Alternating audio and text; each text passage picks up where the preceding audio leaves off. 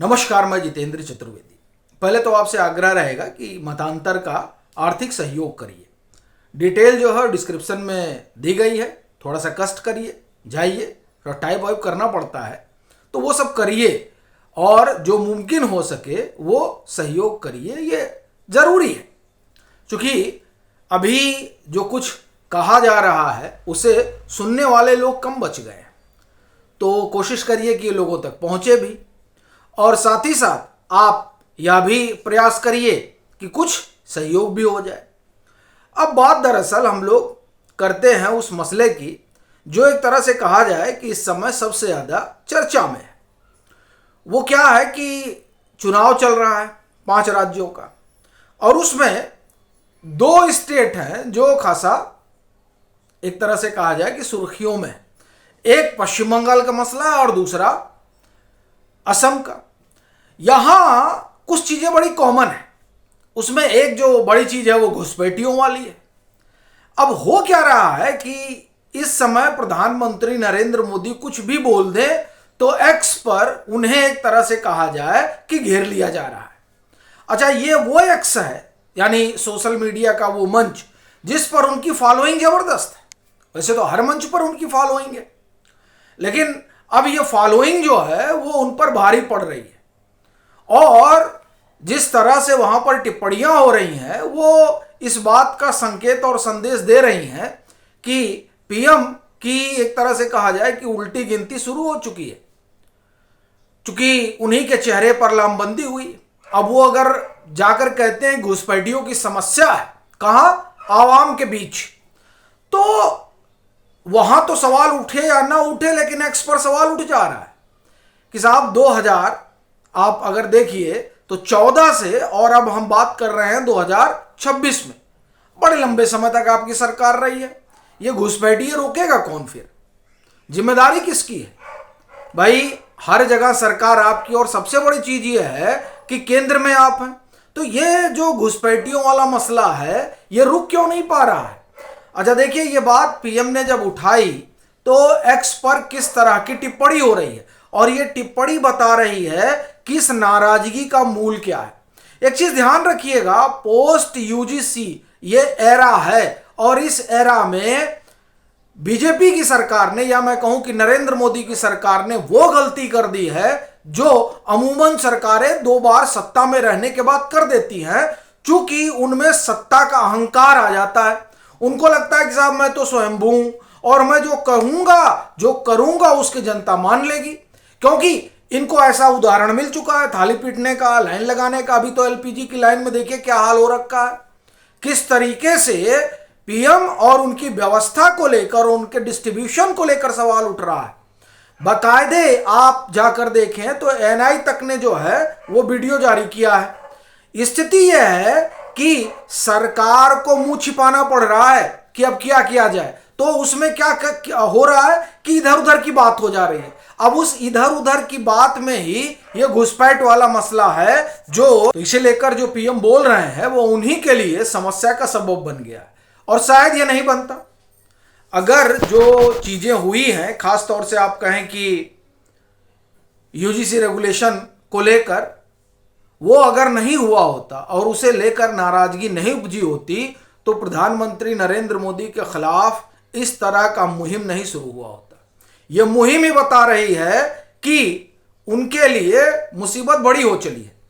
जो उन्होंने घुसपैठ पर कहा उसे मैं आपको बताता हूं क्या क्या लोग कह रहे हैं। ये देखिए, ये 3 बजे का है, पीएम का भाषण का क्लिप है। बीजेपी और एनडीए को दिया गया एक वोट कांग्रेस और घुसपैठियों के इरादे को पस्त करने के साथ ही असम की शान और पहचान की रक्षा करेगा। मतलब ये मजाक है जो प्रधानमंत्री नरेंद्र मोदी कर रहे हैं, और यही इसी तरह का मजाक केंद्रीय गृह मंत्री कर रहे हैं। ये मैं क्यों कह रहा हूं साहब? असम में इनकी सरकार को 10 साल हो गए, डबल इंजन की सरकार है। कहते हैं ना कि डबल इंजन की सरकार बड़ी जरूरी है, तो असम में डबल इंजन की सरकार है भैया, और डबल इंजन की सरकार रहते हुए आप घुसपैठिया नहीं भगा पाए, फिर तो आपकी कार्यकुशलता पर सवाल उठेगा। वैसे ही जैसे यूजीसी आया और आपको पता ही नहीं था। जब आपको पता ही नहीं था तो फिर पीएमओ किस काम का? और आपका क्या नियंत्रण है सरकार पर भी? कहा तो जाता है कि नहीं, ये तो मनमोहन सिंह की सरकार नहीं है, ये नरेंद्र मोदी की सरकार है। और नरेंद्र मोदी की सरकार को पता ही नहीं रहता कि यूजीसी आ जाता है। नरेंद्र मोदी की सरकार दिल्ली में और राज्य में जो है भी उन्हीं की पार्टी की सरकार, लेकिन साहब फिर भी घुसपैठिया मुद्दा है।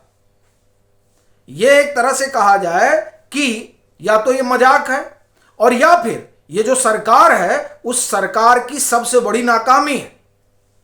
अब उसको आप कैसे छिपाइएगा? ये शायद इस तरह का विश्लेषण होता भी नहीं, और ये इसलिए हो रहा है क्योंकि जनता टूट पड़ी है। और जब जनता टूट पड़ती है तो कोई भी हो, आप जो है उस जन भावना के खिलाफ नहीं जा सकते। अब आप देखिए, अरविंद सिंह हैं, उन्होंने इस पर क्या पोस्ट किया है। अब तो ऐसा लगने लगा है कि बीजेपी और एनडीए को दिया हुआ एक वोट सिर्फ और सिर्फ जातिवाद को बढ़ावा दे रहा है। लीजिए, यह है यूजीसी की नाराजगी, और समान वर्ग वालों की अच्छे से वाट लग रहा है। इससे ज्यादा आप कुछ नहीं लगता है। यह प्रधानमंत्री नरेंद्र मोदी के अकाउंट पर की गई टिप्पणी है। उन्होंने अपने जो अकाउंट पर पोस्ट किया वहां से ये टिप्पणियां हो रही हैं। आगे देखिए, उसी में एक सज्जन ने दिखा दिया है कि घुसपैठ कांग्रेस के समय में कितनी थी और बीजेपी के समय में कितने घुसपैठियों को बाहर निकाला गया है। ये कंपैरिजन जो है, अब ये सही है गलत है मैं नहीं जानता, लेकिन मैं एक चीज जानता हूं कि सोशल मीडिया पर कही गई हर बात को लोग सही मान लेते हैं, और ये बड़ा तबका है, एक बड़ी आबादी है जो इसे सही मान लेती है। इसलिए अब भारत सरकार की यह जिम्मेदारी है कि वो वेरीफाई करें और बताएं कि घुसपैठिए उन्होंने ज्यादा बाहर निकाले या फिर कांग्रेस के समय में ज्यादा निकले। क्योंकि ये जो पोस्ट है, इस पोस्ट पर जो आंकड़े दिए हैं वो आंकड़े बीजेपी को शर्मसार करने वाले हैं। अगर ये आंकड़े सही हैं तो आप जाकर इस पोस्ट को देख सकते हैं, पीएम के अकाउंट पर है ये। फिर देखिए, मनोज दीक्षित, चुनाव आते ही नौटंकी शुरू, बाकी पूरे देश में घुसपैठिए भरे पड़े हैं, उनको तो पाल रहे हो लेकिन आसाम से निकालोगे, केवल सत्ता चाहिए ढोंग करके। पूरी दिल्ली भरी पड़ी है घुसपैठियों से। देखिए क्या है ना कि ये जो चुनाव के समय इन लोगों को तमाम सारे मुद्दे याद आते हैं ना, वो हो क्या गया है कि पहले जो वर्ग खामोश रहता था इस बात को लेकर कि भाई देखिए नरेंद्र मोदी आए हैं तो कुछ अच्छा करेंगे, यूजीसी ने वो भ्रम खत्म कर दिया। भ्रम इसलिए कह रहा हूं क्योंकि क्या अच्छा किया है ये अब अगर प्रधानमंत्री नरेंद्र मोदी का भाषण सुनिए तो उसे समझ में आ जाता है क्या अच्छा किया गया। डबल इंजन की सरकार है लेकिन समस्या बदस्तूर बनी हुई है। डबल इंजन की सरकार है लेकिन फिर भी गरीबी है। डबल इंजन की सरकार है फिर भी बेरोजगारी है। तो ये जो डबल इंजन की सरकार के जो फायदे डबल इंजन की सरकार होने से पहले गिनाए जाते हैं, डबल इंजन होने के बाद में भी सरकार के सामने वही समस्या बनी रहती है और उन्हीं समस्याओं पर बार बार वोट मांगा जाता है। ऐसा लगता है बीजेपी को कि कांग्रेस को लेकर जो नाराजगी है उस नाराजगी को ये बार बार कैश करेंगे, और शायद प्रधानमंत्री ये भूल जाते हैं कि अब उससे कम नाराजगी उनको लेकर नहीं है। इसलिए वो जो कुछ भी बोल रहे हैं उस पर एक्स पर सीधे प्रतिक्रिया हो रही है। अब आगे सुनिए एक और, जब तुम्हारी सरकार है तो घुसपैठ कैसे हुई? अगर हुई है तो लोगों को मूर्ख बनाना बंद करो, क्योंकि पूरी भाजपा बगैर हिंदू मुसलमान किए चुनाव नहीं जीत सकती है। देखिए इस तरह की टिप्पणी हो रही है, पॉजिटिव टिप्पणी भी है। देश के पीएम हो आप, आपके कमेंट बॉक्स में एक वही कमेंट्स अच्छे नहीं हैं, सब के सब आपके खिलाफ हैं। सिर्फ और सिर्फ हिंदू और मुसलमान के सिवा आपकी पूरी सरकार को कुछ नहीं आता। कुछ तो शर्म कीजिए। लीजिए, अब मैं आपको पहले दिखा दूं कि देखने वाले कितने लोग हैं जो पीएम की ये पोस्ट है। 3:04 पर पीएम ने पोस्ट हुई, 3,49,000 लोग देख चुके हैं और 398 कमेंट आ चुके हैं। 398 कमेंट में मैंने 8-10 जो कमेंट पढ़े उसमें कोई पॉजिटिव कमेंट नहीं दिख रहा है। यह स्थिति है प्रधानमंत्री की और उनकी सरकार की, उनके सरकार के कामकाज की। और सुनिए, लोगों ने भर भर के दिया है। कौन है घुसपैठियों के साथ? देखिए, ये जो है आंकड़ा आ गया। आंकड़ा इन्होंने जो दिया है 2005 से लेकर 2014 तक, ये सब जाइएगा आप, जो ये पीएम का क्लिप है भाषण का, उसी पर ये दिया हुआ है। अब ये जो आंकड़ा है, ये भी आंकड़ा वही कह रहा है कि साहब एनडीए आने के बाद जो घुसपैठियों को डिपोर्ट करने वाला, बांग्लादेशी घुसपैठियों को जो डिपोर्ट करने वाला मसला है, वो यूपीए की तुलना में आधा रह गया है। आधा क्या मतलब, आधा भी ना कहें।